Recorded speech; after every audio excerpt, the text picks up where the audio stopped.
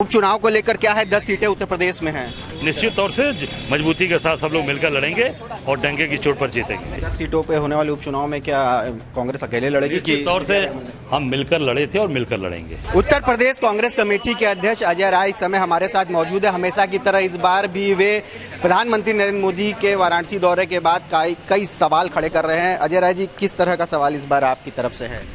सवाल आप देखिए सामने एक ये है, आप देख सकते हैं, ये मोदी जी बनारस के सांसद, पहले ये टैक्स नहीं लगता था, अब ये 3500 रुपये का दैनिक पे पास ये टैक्स लगाया जा रहा है। ये आप देख सकते हैं। आप भी काशीवासी हैं, पहले कभी टैक्स लगता था? नहीं लगता था, अब ये टैक्स लिया जा रहा है। जब से मोदी जी सांसद हुए हैं तब से 3500 रुपया ये सालाना लिया जा रहा है। और काशी के लोगों का जो एक सम्मान था, काशी बाबा का अधिकार कि भाई हमारे बाबा हैं, उसमें भी आपने 3500 रुपये का टैक्स ले लिया। एक सवाल यह है कि अफजाल अंसारी कह रहे हैं कि प्रधानमंत्री नरेंद्र मोदी वाराणसी से हार चुके थे, सीएम योगी आदित्यनाथ ने यहाँ से अपना हनुमान गेर लगाया तो वो जीत सके हैं, और वो सारे में ब्रजेश सिंह को ये हनुमान गेर कह रहे हैं। अब देखिए, वो उनकी बात होगी, हम सब लोग लड़े हैं।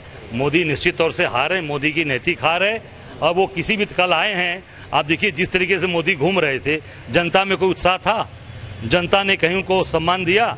नहीं तो पहले जहाँ भी जाते थे लोग उनको सम्मान से उनका जो है उनके नारे लगते थे। पूरा बनारस घूम डाले, कहीं कोई पूछने वाला नहीं मिला। अब जो एक भाषा बनारसी हो ना कि पानी उतर गल। तो अफजाल अंसारी जी के आप इस बयान से वाकई इत्तेफाक रख रहे हैं? मैंने कहा ना कि भाई वो उनकी नैतिक हार है, ये भाजपा की नैतिक हार है, मोदी की नैतिक हार है। अफजाल अंसारी ये भी कह रहे हैं कि 2027 में बहुजन समाज पार्टी इंडिया गठबंधन के साथ होगी और गाजीपुर में हम लोग साथ मिलकर चुनाव लड़ेंगे। इसकी जानकारी मुझे नहीं। उपचुनाव को लेकर क्या है, 10 सीटें उत्तर प्रदेश में हैं। निश्चित तौर से मजबूती के साथ सब लोग मिलकर लड़ेंगे और डंके की चोट पर जीतेंगे। प्रियंका गांधी वाड्रा वायनाड चली गई वहां से चुनाव लड़ने, इसको लेकर लगातार परिवारवाद और धोखेबाजी के आरोप लगाए जा रहे हैं कांग्रेस पार्टी में। किसको धोखे देने, कौन लगा रहा है?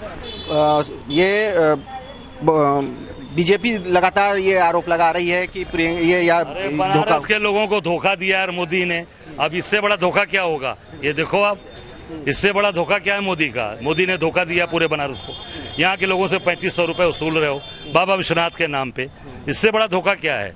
अब गांधी परिवार कभी धोखा नहीं देता। गांधी परिवार में राहुल जी से कहा, अमेठी की जनता से कहा था रायबरेली की कि ये हम आपके परिवार, ये अपने बेटे को सौंप रहे हैं। उन्होंने अपना बेटा सौंपा और अपने बेटे को वहाँ पे उन्होंने कहा कि नहीं, कंटिन्यू करो, काम किया। देखा जा रहा है कि राजीव गांधी जी की जो प्रतिमा मैदागिन पर है, कल उनके आगमन को देखते हुए मोदी जी के उसको ढक दिया गया, प्रतिमा को ढक दिया गया। वहाँ एक बुंदेलखंडी नृत्य भी किया गया।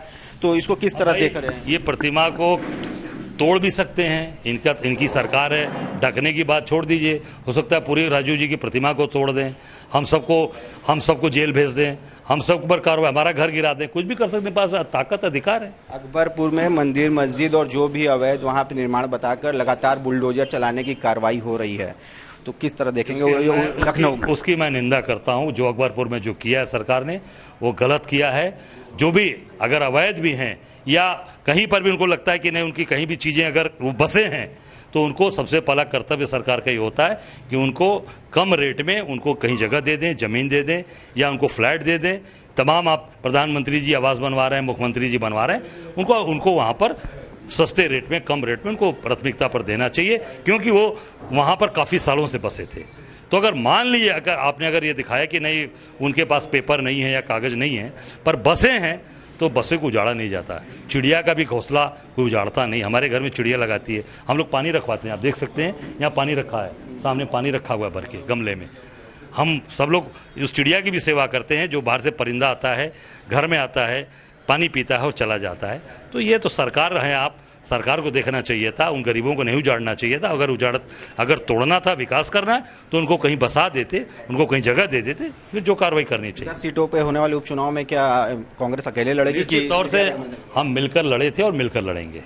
तो ये थे हमारे साथ उत्तर प्रदेश कांग्रेस कमेटी के प्रदेश अध्यक्ष अजय राय, जिनका साफ तौर पर कहना है कि वे होने वाले 10 सीटों में उत्तर प्रदेश में इंडिया गठबंधन चुनाव में मिलकर लड़ी भी थी और इस बार फिर मिलकर लड़ेगी। रोशन जी, वाराणसी, यूपी तक।